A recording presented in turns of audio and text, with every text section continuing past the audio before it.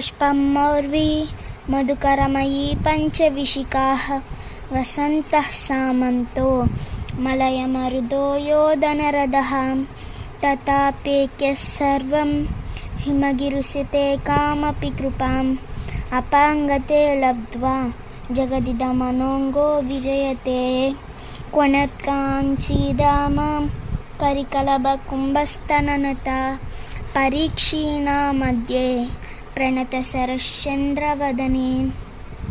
धनुर्बाणां पासं श्रुणिमपि ददाना करतले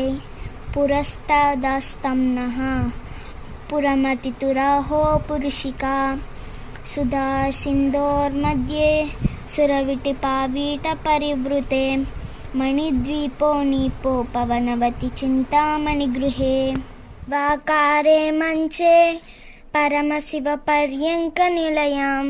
भजन्ति त्वां धन्याः कतिचन चिदानन्दलहरीं महीं मूलाधारे कामपि मणिपुरे हृतवहं स्थितं स्वाधिष्ठाने हृदि मरुतमाकाशमुपरि मनोऽपि भ्रूमध्ये सकलमपि भित्त्वा कुलपतं सहस्रारे पद्मे सहरहसि पट्यः विहरसे सुधाधारैश्य रणयुगलान्तर्विगलितैः प्रपञ्चं सिञ्चन्ति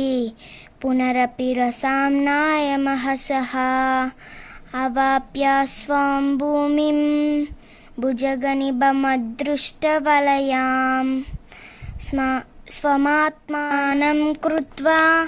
स्वपिशिकुलकुण्डे कुहरिणी।